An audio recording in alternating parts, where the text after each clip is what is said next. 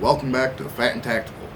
I'm your host, Sean, and today we will be talking about Glock versus Canik. So, a lot of people do like Glock for their tested reliability through military and police, and they used to carry these. They still do carry these, I believe. They still carry these as far as police, I believe. Military went to SIG. That's another story. That's another video. But we also have the Canik here. So there's two really good pistols in my opinion. I haven't had any issues with either my Glock or my Canik. They are similar, but they are also very different. For some similarities, obviously these are both 9mm. They're both polymer frames. They both feature a trigger safety versus an external safety. Same Canik here. It's got the trigger safety on it. Some information on the Glock. Is it has a 4.5-inch barrel. It is overall length. It's about 8 inches. It's about 5 inches this way, up for height. We have fixed front and rear sights. It does not have ambidextrous mag release or slide lock.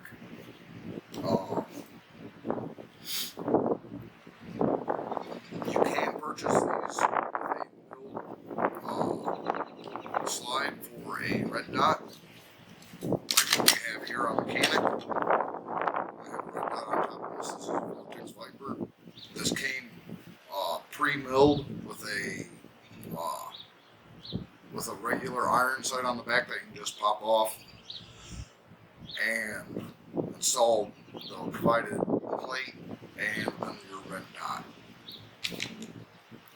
If you're not running iron sights on the Canik, it has a fiber optic front sight.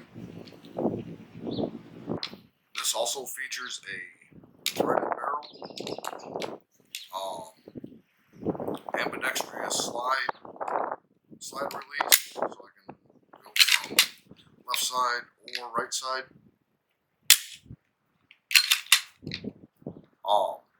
You can enhance the mag release here. It comes with different options for smaller or larger. I think this is the largest one. The medium one was just a touch small for what I was going to use this for. It comes with a flared mag. Without a magazine, the Canik is 28.5 approximately ounces. You can also get the Canik in 380 and 40 Smith & Wesson. It comes with two mags. One mag's a 15 round and the other one is a 18 rounder, which is just a 15 with a +3 extension on it. It comes with a SAI fluted barrel that, like I said, is threaded.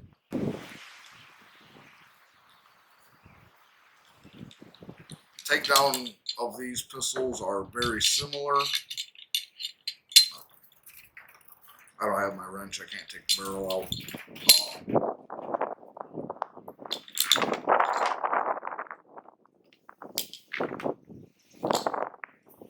With this having a threaded barrel, it does make it suppressor ready. The barrel on the Canik is 4 and roughly 3/4 inches. When you buy the Canik, it does come with a outside the waistband holster, a cleaning kit, and a little baby Canik case tool kit. You can also, on this plate, you can add a little, it's kind of like a little bump out, so you can rack the slide. This also has a loaded chamber indicator, as well as, we are empty, as well as an indicator on the back, and that is part of your striker fired firing pin.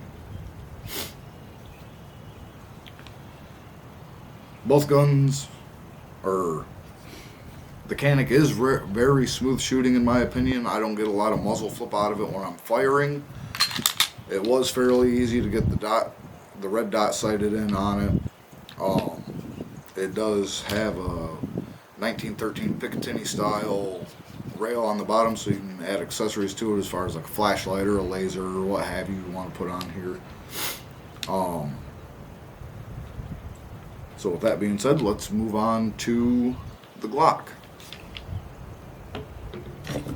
Now the Glock is like I said, it's military and police tested.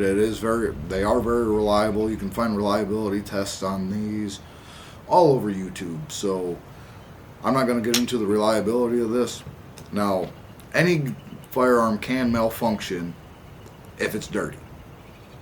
Whether it was you cleaning it or you didn't clean it. I mean, I've seen tests where these were thrown in mud, dirt, sand, had glitter poured on them, and they ran. So that speaks for itself as far as reliability. It has a trigger safety. It does not have an external thumb safety. Your magazine release is, it's not real big, but it does have some nice texture to it. I do kind of wish this texturing was about like this Canik. It's a little bit rougher, give you a little more grip on it, so you can hang on to it a little bit better. Fixed iron sights, 9mm. It's about 5.5 inches tall. The trigger weight on this is 6.2 pounds, and this is all from the website. So it's got a 6.2 pound trigger pull, whereas the Canik, I believe, was, so this being 6.2 pounds, and it's about to start raining.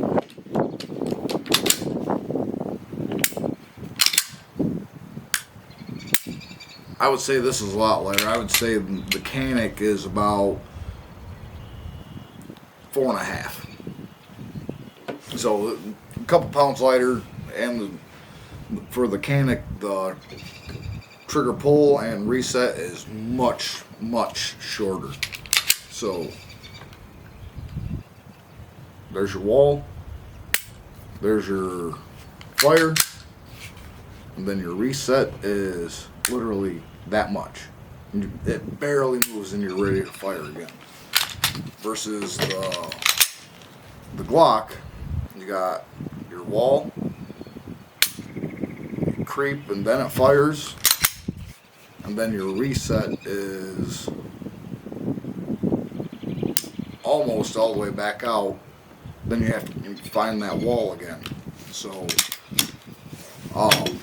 if you are looking to purchase a firearm, and depending what you're wanting to spend, now I did pay a little bit extra for the Canik because it is the Combat Elite Executive. I think I paid $6.99 for this versus just a standard Glock 17. I think I paid $5.50, I want to say, for this. But also with that, the Canik is much, much more customizable. This is a Gen 3, so the newer gens you can change out the back strap to make it smaller or fatter depending on your hand size, which to make it more comfortable for you. The Canik does have a removable with different size back straps. So with that, because I got tin cans, I put the smaller one on there so I can get a little better real estate on here. The width of the Canik is 1.5, so we're 1.5 inches wide at its widest, so that's not without the mag release. And for the Glock is about 1.25 wide, so just a little bit skinnier than the Canik.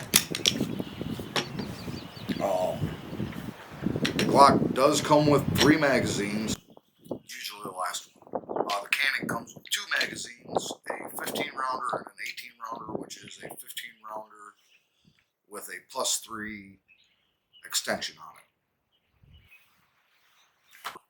The Canik comes with a Cerakote over Tenefer for corrosion resistance. It has an SAO. The trigger system is SAO with the safety. So it is a flat trigger. And like I said, this is probably my favorite pistol I've ever shot. So with that being said, let's go get a couple magazines loaded up. We'll head down range and we'll give them a shot and we'll see how the muzzle flip is for each of them. So first up, we are going to shoot the Glock 17. I'm loaded up with 5 rounds of 124 grain FMJs. This is just to show the different muzzle rise with these two. Here we go.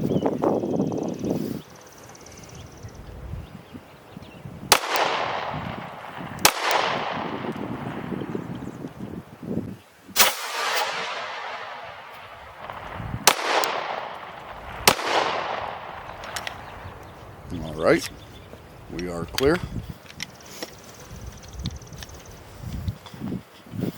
And now we have the Canik. Same test, 5 rounds, 124 grain FMJs.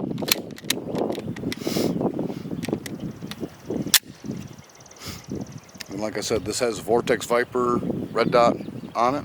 All right, here we go.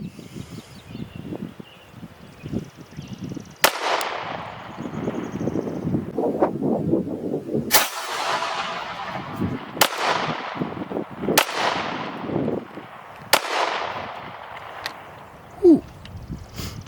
Those 124 grains kick a little bit more than I thought they were going to. So we are clear.